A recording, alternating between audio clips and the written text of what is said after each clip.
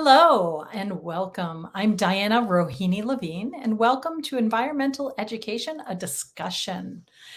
I am a communications expert and a journalist for over 25 years, and I've been focused on the intersection of health, youth, and nature. I'm a California naturalist, and I'm certified in environmental education. I do group camping to introduce families with kids to nature and walks and talks with the naturalists in the California northern region. I have the pleasure today of hearing from three environmental education experts and really want to jump into it and start the discussion. So, without further ado, let me introduce our first subject matter expert, and that's Estrella Reisinger. And Estrella is the executive director of the Association for Environmental and Outdoor Education. In her role, she works to advance the impact of environmental and outdoor education in California.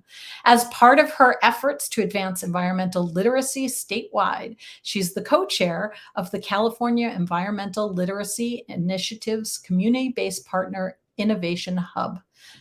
Estrella has a background in both formal and non-formal education settings as a former classroom teacher and the National Education Manager at Nature Bridge. Welcome, Estrella. Thank you, Diana. It's terrific to be here. And next, we're going to bring on Lauda Rodriguez. And she is the Chief Program Officer for Justice Outside. For the past 15 years, Lauda's career has centered on supporting communities and gaining access to healthcare, social services, education, and most recently, access to outdoors. In her role at Justice Outside, Lauda is guided by her values of equity and inclusion, which inform the relationships she maintains in the programs she designs and implements. Her passion for the outdoors is matched by her desire to affect change within the outdoor field. She approaches the work of racial equity, inclusion, and cultural relevance with resolve, authenticity, and empathy. Welcome, Lauda. Thank you so much. Lovely to be here.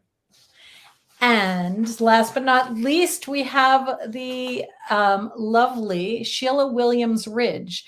And she is the director at the Child Development Lab School at the University of Minnesota. Sheila has a bachelor's degree in biology and a graduate degree in education and over 20 years as an early education administrator and educator. She is also the co-author of the book Nature-Based Learning for Young Children. Welcome, Sheila. Thank you so much for having me. So I'm really excited to talk to all of you. So I just want to jump into this. And I want to ask some really foundational setting questions about environmental education so anyone can learn. The intention is for this discussion to be accessible by the masses. So together we can move the needle on environmental education. It will be casual, and we're hoping that folks will find it really easy to follow. So I want to jump in with the first question, the most basic, but most important is what is environmental education? And I want to show a couple of props because people have come to me with different explanations of what they think it is. And so is it observing? Is it going out into nature and using your binoculars? Is it sustainability? Is it, this is a kids project about using solar and doing projects out in nature. Is it the cross-section between nature and art and experiencing it firsthand? Is it learning about footprints and scat from all your local animals and wildlife in nature? Is it about journaling, and is it about your private, journey through nature? Or is it really about knowing everything on this sheet or any sheet about trees and leaves and knowing the downright detail and the scientific process of it? So those are some of the things that I've heard over the years of what people think environmental education is. So I want to start with you, Estrella, and ask you, What is environmental education in your own words?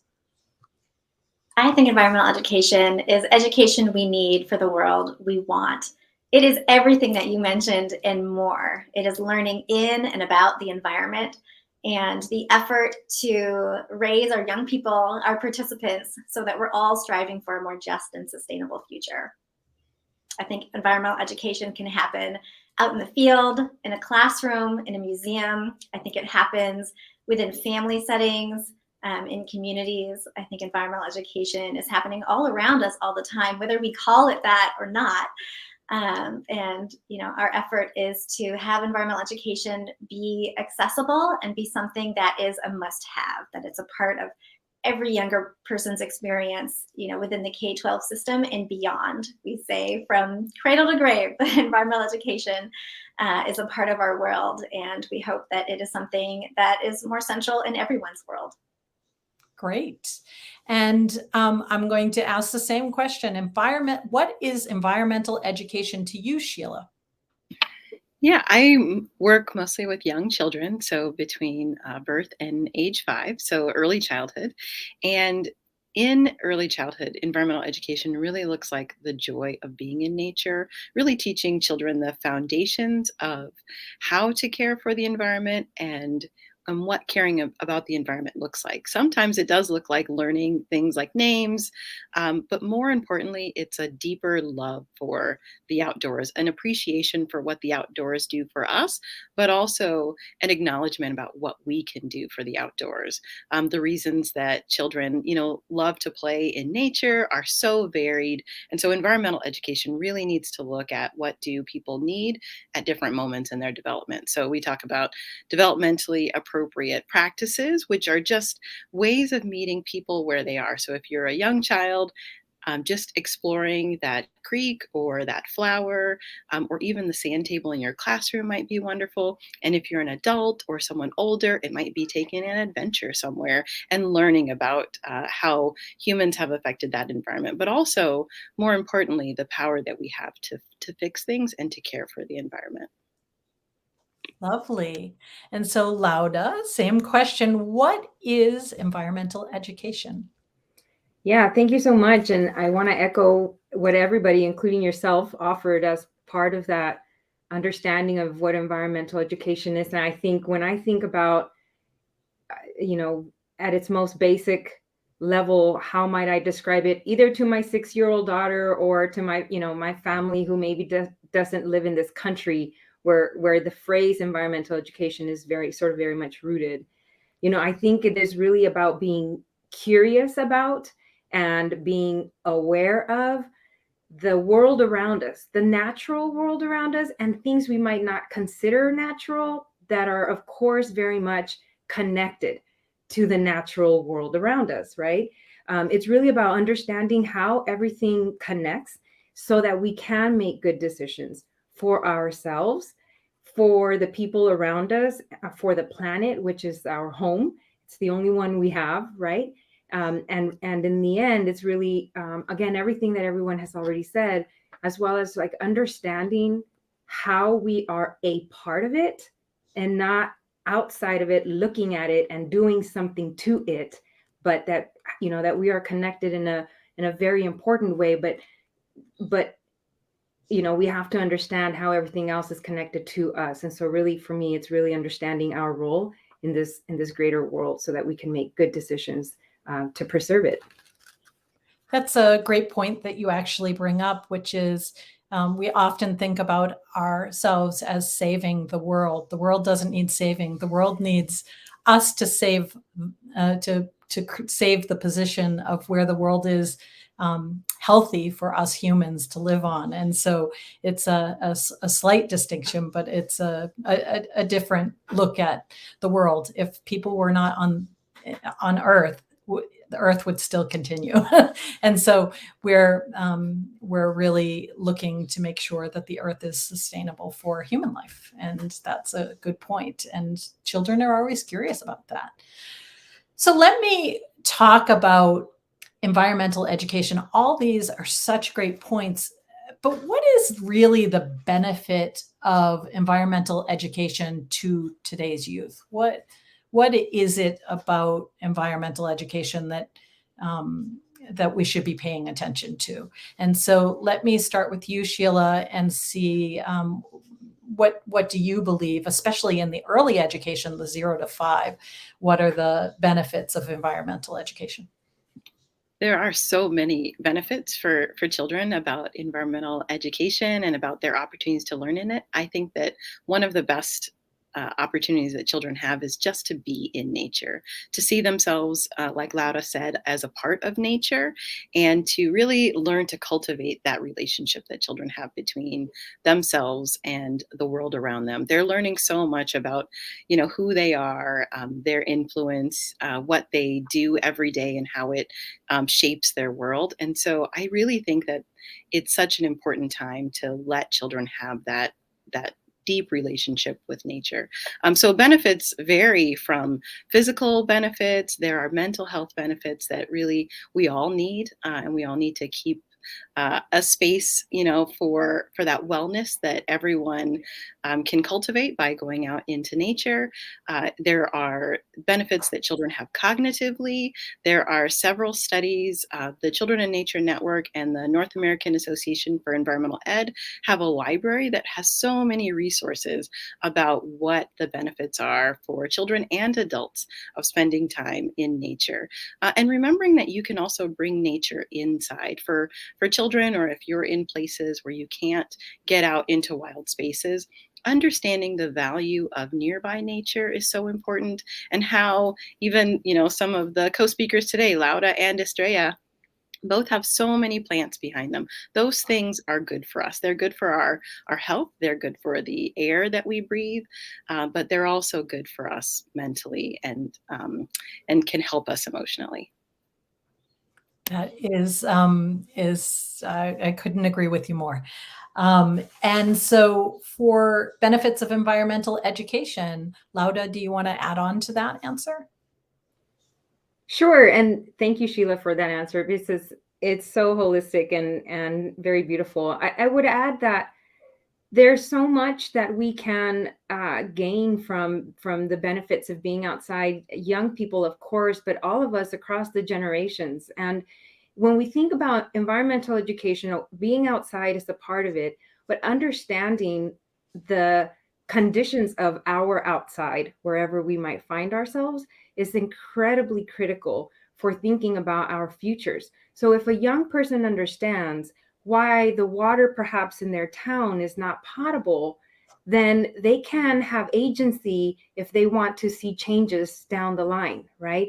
Or if they understand how far away their school is, they might ask, as my daughter did, why we're driving, 5 minutes instead of walking 15. And it's really about all of the things that, Sheila, you mentioned, right? That physical wellness, that mental wellness, increasing our capacity in social skills, but that whether we know it or not, our bodies, our spirits, our brains are benefiting from being outside. But then there's also that very fully aware level of benefit that really promotes self-agency and community agency, that things change. Thank you so much for that.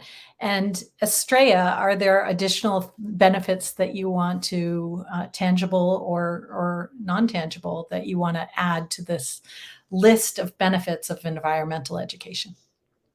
Yes, thank you. I'd be happy to. And I really appreciate what's been said so far. I think just a few things to add. This comes up a lot when in our work with classroom teachers. And so thinking about, yes, there are tremendous academic benefits that can be supported with environmental education. This is something that we see students' curiosity piqued. We see collaboration happening in these settings that can really support, classroom culture. We see increases in self-esteem, in other types of emotional and social skills, the teamwork, leadership skills, character development. We see gains in critical thinking, analytical skills. So there's so many ways that we see benefits, playing out with students and participants when they have opportunities to experience environmental education. One piece that I want to touch on also is just the, as Laura was mentioning, the sense of empowerment that I think is really critical, is young people having agency over their learning, being able to conduct investigations in the natural world, to be able to act on their curiosities, and then to take that learning to their home communities or to situations that they're seeing around them, where they can take those skills, they can take that sense of confidence and ability to implement change within their own communities when they see areas that, for example, if there's a particular environmental degradation happening in their community, this gives them an opportunity to do something about it. And that's incredibly empowering and important and necessary for the kind of future that we want to see. Those experiences in nature, yes, we all need them. They are so important for our well-being. And, I have young children myself, and even though we spend a lot of time camping and hiking on the weekends, it's still so easy to fall into this disconnect where we're inside, we're on screen, we engage in just our day-to-day. And there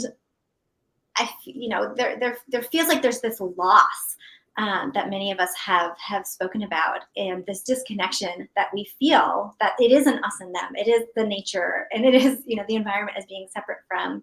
And I so appreciate what has been shared by these other panelists, where just the importance of us having that experience to reconnect to the natural world, reconnect to our own humanity and our place within natural systems, I think is just such an incredible gift and a powerful experience that influences us in so many different ways. That is enlightening and so helpful in understanding the benefits broad and wide. I wanted to share a couple of things. Sheila had mentioned Children in Nature's Network and their resources, and I wanted to bring up first, the health and well-being. They have a PDF, and it's really a great infographic about spending time in nature and how it provides children with a wide range of health benefits. So healthy babies, better fetal growth, healthier birth weights, healthy eyes and vitamin D levels when time is spent in bright sunlight can reduce nearsightedness, and increase physical activity, and access to parks and green space can foster a reduced risk of obesity. Social emotional well-being, learning in nature can support improved relationship skills and reduce stress, reduced anger and reduced aggression. And who doesn't need that in the classroom? That is very helpful. But this is all science. This is all evidence-based learnings. And so it seems like, it might be obvious, but these are actual studies that were pulled together, and the infographic really comes from there. So nature can improve also academic outcomes, but I see up on the screen we're looking at nature play can encourage care for Earth. And so here are some of the benefits of nature: better social skills and enhanced health. So these are, again, some of these improvements that nature play can encourage and turn into an authentic care for the Earth. So those are just a couple of the resources that Children in Nature Network offers on their website. And at the end of the video, we are going to list resources, and these resources I will pull from these subject matter experts that work in these fields and talk about this all the time. So I'm really excited to share that with folks so that it's all in one place. So let's move on to another question, which is why should the average person care about environmental education? So, this is a question I get all the time. Isn't this for scientists and teachers only? And I continue to invite people to ask me this question so that we can have the opportunity to explain why environmental education is really for everyone. And so, let's start with you, Lauda, and ask you the question: the average person out there, should they care about environmental education, or is this just a super wonky scientists and educational academic exercise? uh, we giggle at the question, right? But I think, Yes. why I appreciate that you're asking that question and taking a moment is because a lot of the time, the messaging that we might get really does suggest that you have to be very specialized. You have to be, a scientist to be an environmentalist, or to have knowledge that you can pass on. And we know that's not true, right? The I venture to say that the majority of us all are already informed, already have knowledge about the environment, and we already care. Whether or not we're calling it environmental education is another thing. I apologize, I closed those. But it's really important. I think for me, the one of the most important things is that we message that we're already invested, that we already care, we're already asking questions, and we're making decisions every day. How long our shower is, or how long we brush our teeth. Do we leave the water running when we do that? Do we turn the car off when we're waiting outside in the parking lot? We're making decisions all the time that are connected back to environmental education or environmentalism. We might call it traditional knowledge, right? When I learned from my parents about how they keep their plants alive, so amazingly, or when they share in passing, anything about herbal medicines or herbal plants that they have, there is already so much knowledge that communities have about environmental related things. And what's tricky about the phrase environmental education is that it has really taken a narrower lane. Well, we tend to look at it that way. And so I think it's just really important that we repackage it, and that we reconnect to what is already happening for people, and help folks identify some of the things we're already doing, in fact, as connected to environmental education. Labels are tricky,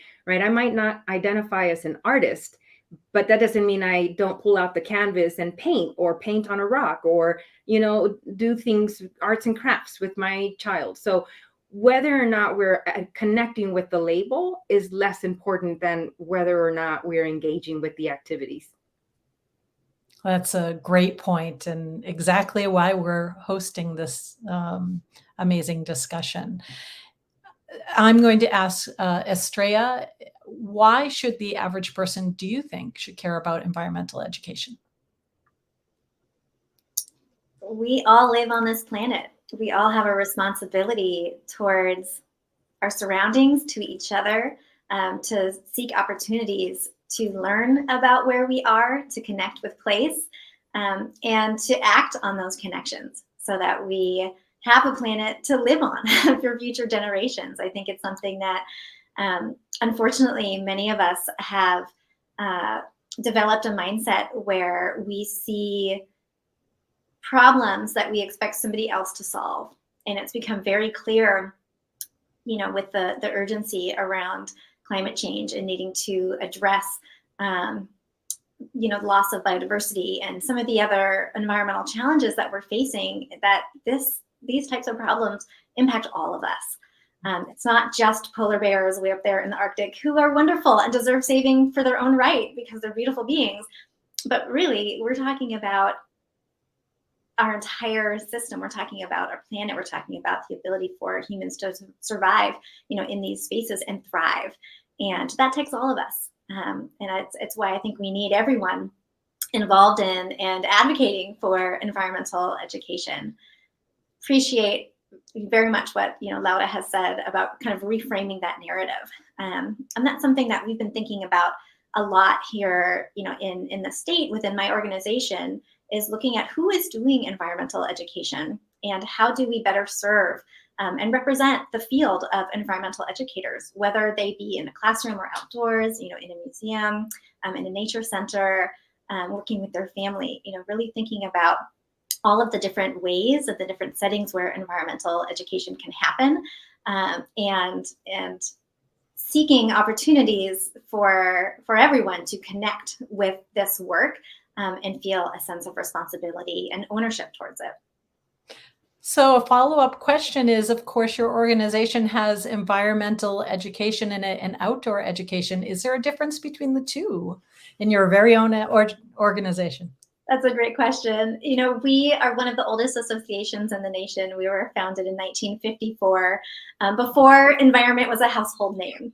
At the time, we were founded by outdoor educators who used that term. That's how they saw themselves. And then in the 70s with Earth Day, and the kind of rising environmentalist movement, at least within the mainstream culture, we added that as part of our name. And I certainly don't see it as something as distinctive from. There is environmental education that takes place outdoors, and not. And our name is an attempt to be all-encompassing, so that folks who are teaching in and about the environment, see this as a place that can support them as a professional organization. Great, thank you for explaining that. So, Sheila, the same question: why should the average person care about environmental education? Sure, thank you. And Laura and Estrella's answers were about what I would say as well.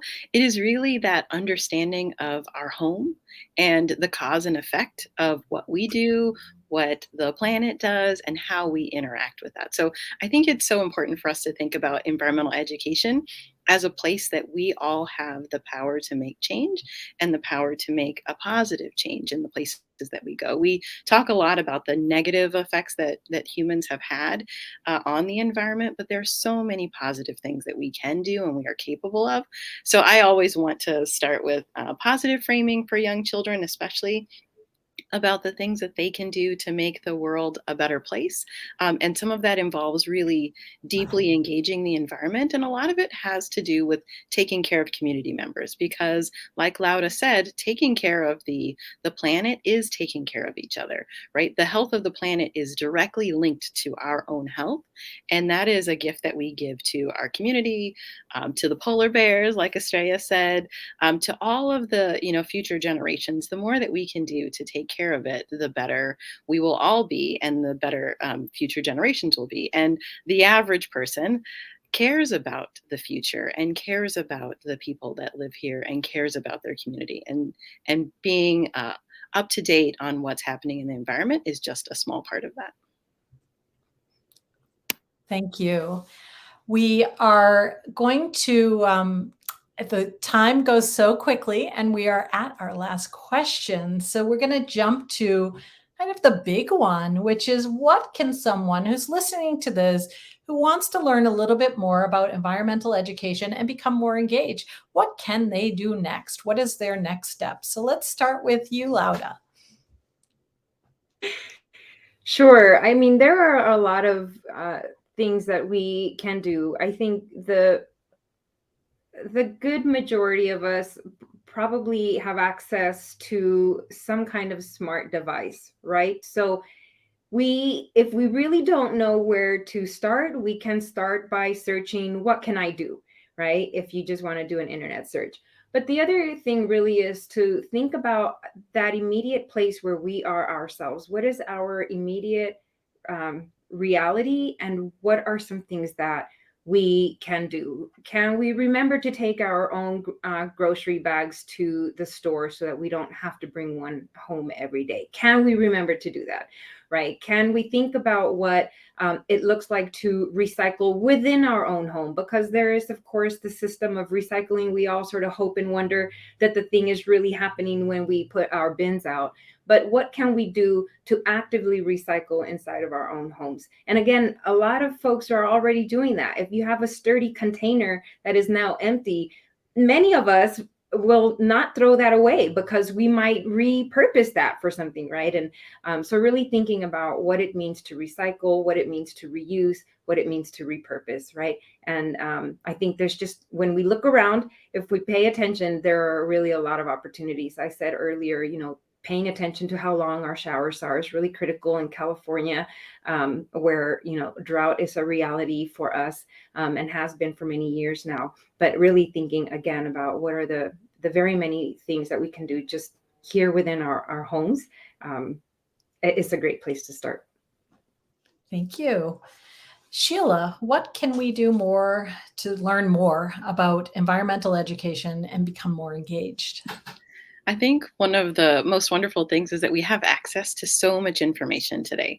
But sometimes we can, you can go really deep into a Google search and you're in there for a while, and you may spend all of your time doing that. There are so many things that you can do. I think starting small, starting with small habits, like Laura said, that you can change in your home. You can use some of the zero waste kind of guidelines to think about what's the one place that you'd like to start. And for some people, it might just be around food. They really care about good, healthy food.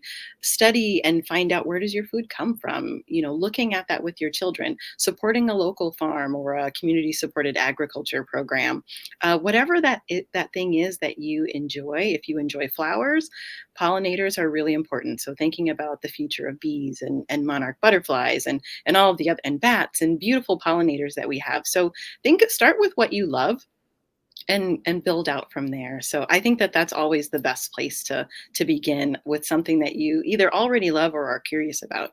I recently worked on something, the Environmental Kinship Guide, and it talks about learning about, with, and for the environment. And those are 4 different areas that you can focus your attention on, and where do you want to make a change. I hadn't heard of that resource, so we'll have to add that to our resource list as well. That's a wonderful thing.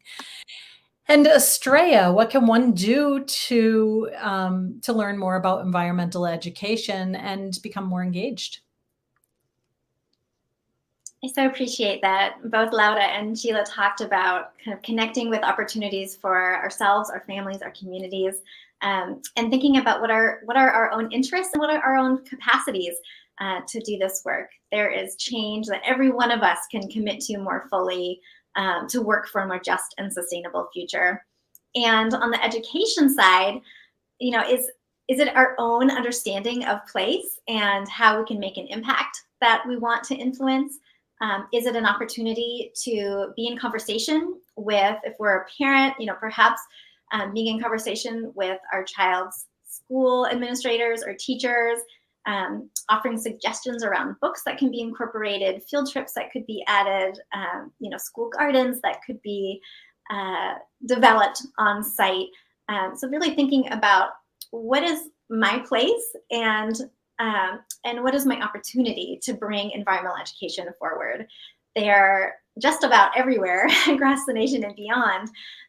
There are movements to center climate education and bring environmental literacy, into statewide learning plans. So that's a great way to get involved, is thinking about, does your state have an environmental literacy plan? And is that something that you want to be involved in or help share knowledge around with your community? If you're active on social media, can you uplift stories? And I think in particular, showcasing great organizations and individuals who are doing this work and having a really tremendous impact. We can get very stuck in the gloom and doom and feeling overwhelmed by the challenges that we face. And it can be, just so empowering to see how many people, like my panelists here, who are doing this important work in their neck of the woods, and finding ways to, educate, whether it's our littlest learners, all the way up to, our elders, about these places and why it's so important to care for them. And I think you bring up a great point, which is we have three amazing folks, and there are many amazing folks doing some amazing work. And it's just such a great shout out to those working in environmental education and kind of building the next set of folks to come up and take the leadership roles and build out the community. So our time has run out, but I want to say thank you to our three subject matter experts. Estrella Reisinger, she's the Executive Director of the Association of Environmental and Outdoor Education. Lauda Rodriguez, Chief Program Officer for Justice Outside, and Sheila Williams Ridge, Co-Director of Child Development Laboratory School at the University of Minnesota. So thank you so much for taking this time out of your busy days, and I really appreciate each and every one of you.